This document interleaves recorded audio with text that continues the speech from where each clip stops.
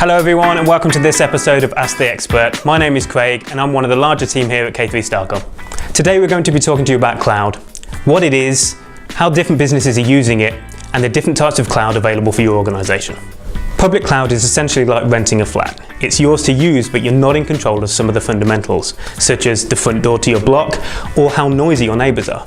You're also at the mercy of the landlord if there's ever an issue. Even if you were to purchase a private penthouse with a different entrance or an enhanced service, you're still in the same building. Essentially, your space is yours to do what you want with, alongside others doing likewise. It does work for some businesses though. Private cloud, on the other hand, is like owning your own detached home with no noisy neighbours and no other distractions. Because you don't share your IT infrastructure in a private cloud environment with other customers, it's a really viable tool for companies that require a dedicated platform to run virtualized workloads or require development space. Furthermore, you get to enforce security protocols that work for you and your business. Hybrid cloud is exactly what it says on the tin. It's a combination of the two.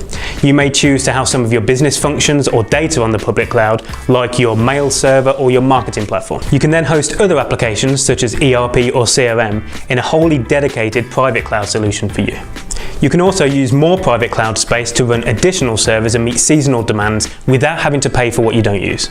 The cloud, whether public, private or hybrid, can now meet the demands of big enterprise organisations, whether that be security, ease of access or a robust infrastructure for your platforms to sit on. Well, that sounds great, doesn't it? So why have businesses been so apprehensive about adopting cloud technology? There are a couple of different reasons for this. Firstly, off-the-shelf solutions and services such as Dropbox encourage many users to create their own accounts and share and create data virtually. This was a real headache for IT managers because they struggled to control not only who was uploading but when, and therefore the underlying security of that data. Therefore, it was much easier for businesses to maintain the status quo. Secondly, businesses didn't have a clear strategy in place to deal with their journey to the cloud. When companies started adopting cloud solutions, they weren't necessarily thinking about how these technologies could evolve and progress over time. This meant that they were often being tied into long-term contracts that didn't match their strategic growth.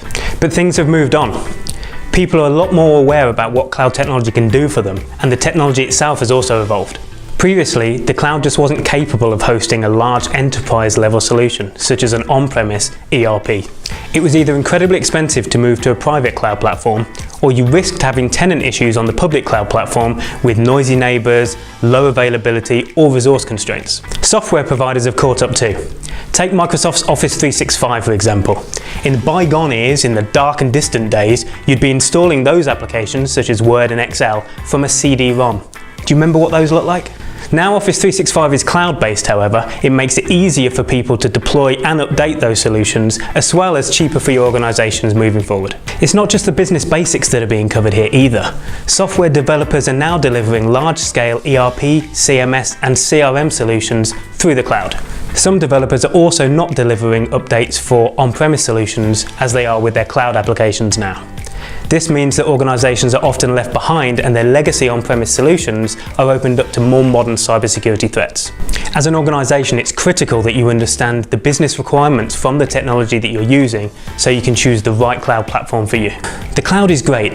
Not only is it flexible, but you're not forking out huge sums of money up front for on-premise machinery that can become damaged or obsolete. The ability to scale both up and down means that organisations can be more agile and respond to their customers' needs more quickly. This is really driving the digital transformation we've seen take place in many businesses across the country.